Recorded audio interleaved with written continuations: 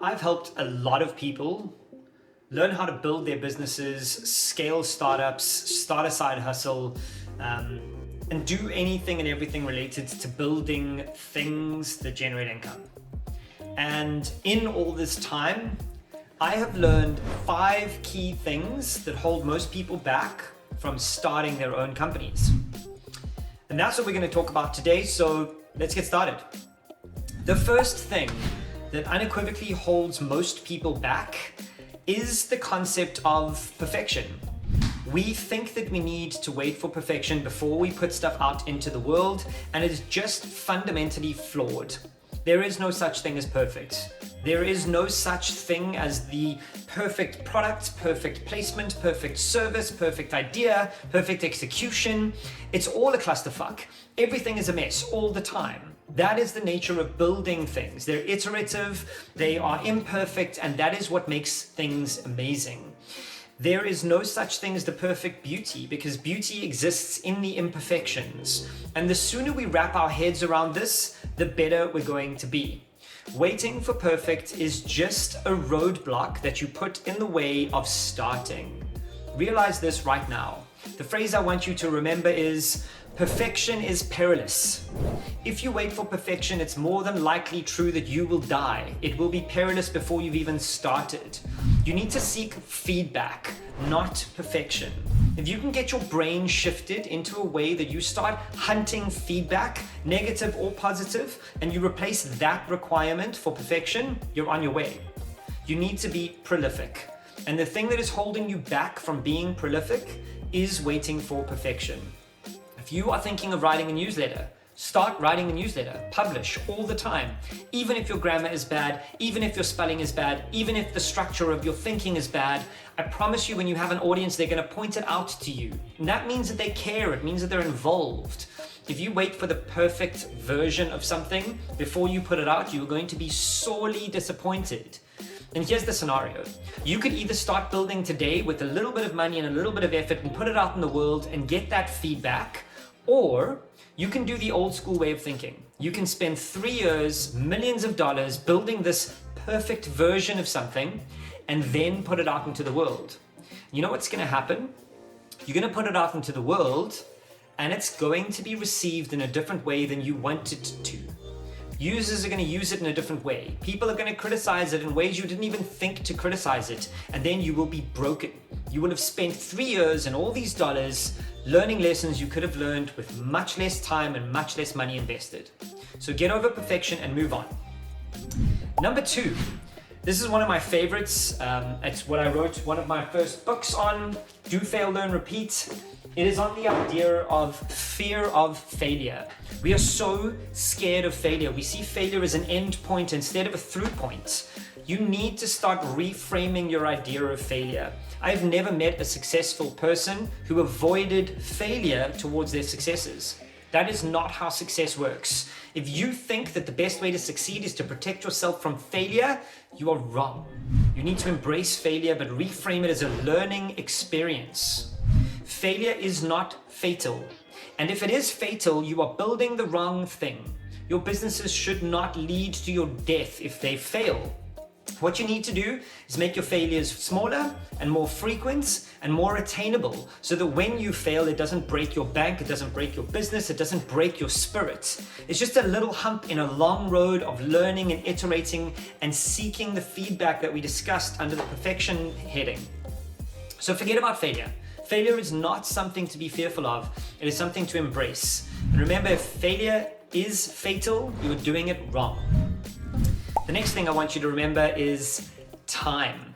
Lots of people tell me that they don't have time to build businesses, they don't have time to build their side hustles, they don't have time to fit into their day.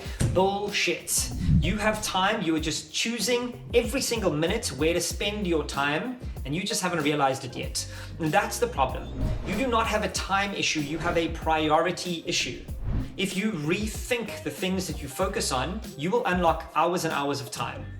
So what I urge you to do is consider what your actions are telling you are important to you.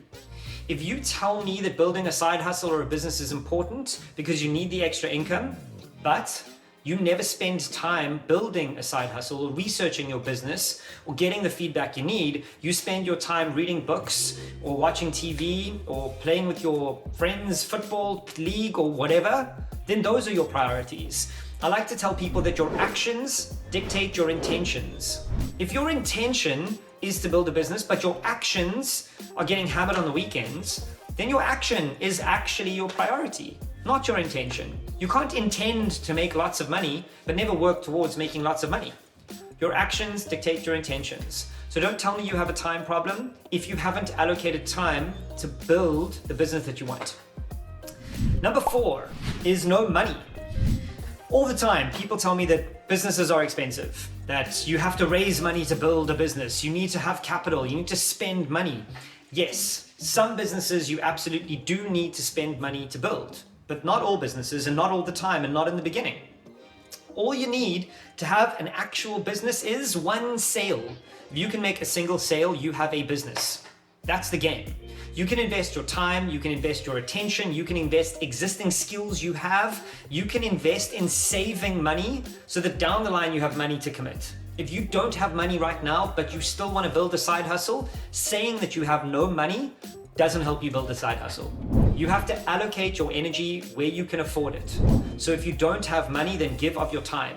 If you don't have time, then try and give of some of your attention in small batches of time. If you don't have any of those things, then maybe you need to take a breath and figure out how you get more time or more money saved or more attention to give so that you can allocate towards this priority. But I promise you now, if you have no money but you're still spending on frivolous things, then you do have money, you're just prioritizing it in different places. And then the final one is people tell me that they don't have ideas or their ideas aren't good enough, or my favorite is their idea is too good to put out into the world. I love this one. My idea is so good, I'm going to hold it so close to my chest that nobody ever sees it, because if I do put it out into the world, somebody's going to steal it. Let me tell you right now, nobody wants to steal your idea. It's not that good. Ideas are a dime a dozen. Your idea is not unique, it is not special, it is not going to change the world, and your idea is not the next Facebook. I'm going to have another video where I talk about building the next Facebook and why that is screwing up your brain, but let me start with ideas generally. Every idea you have had, someone else has had too. Just Google it, do some basic research, but that is not a problem. There is nothing wrong with doing something that somebody else has done before. All I want to ask you is, can you do it better, cheaper, faster, more often, in a different way? Is there anything unique? Even if your customer base is unique, that's a selling proposition, that's great. So forget about this idea, it is not special. What a lot of us struggle with is we think we have one good idea. Fundamentally, that just doesn't work. You have got lots of ideas in your brain. This one idea is clogging up the goodness of all the other ideas you have. So what you need to do is get this idea out into the world. Expose it to people, share it with people. Don't be precious about it. The more you get it out there, the more you're going to gauge feedback, and then the more you can iterate on this idea. But you won't know what people think about it, and you won't know if someone's going to buy it from you if you don't talk about it. So get over your shit. Your idea is not special, and that's a good thing. It should release you from this pressure of having one good idea, because you don't. If you've had one good idea, you will have another good idea and another one. What you need to get used to is execution. Don't worry about perfection. Don't be fearful of failure. Don't worry about any of those things. Focus on being prolific, executing, telling people what you do, what you can sell them, and then selling it to them. Remember that a side hustle or a business without sales is just a hobby, and I'm sure you have enough of those. So, to recap, there are 5 things that hold you back from building a business, starting a side hustle, creating that startup of your dreams. In order of this video, the first is perfection. Perfection is perilous. If you wait for it, you're already dead in the water. The next is a fear of failure. Failure is not fatal, and if you think it's fatal, then you are doing it wrong. Rethink the way that you're executing. Next up, you've got time. And I promise you, you don't have a time problem, you have a priority problem. So rethink your priorities and allocate time to building the business that you want. The next one is money.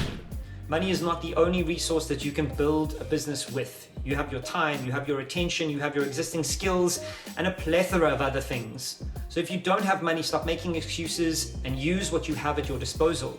And the final one is your ideas. I promise you, your idea is not special, it's not unique, and that is a freeing and releasing statement. If your idea was so special that it deserves to be turned into a business, then why hold it close to your chest? Get it out there and build something.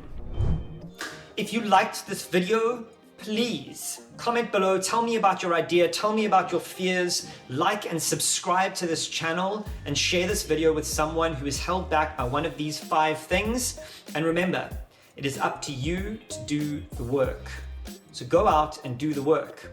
But wait, before you go, I've created a workbook and a 5-day email automated program to help you get through these 5 barriers. There are exercises, there's a workbook, and there is a way for you to get over these 5 roadblocks. So check out the description below, click on the link, sign up, and take the workbook into your life and build the project that you have been holding on to so tightly. I can't wait to see what you put out into the world. Tell me about it.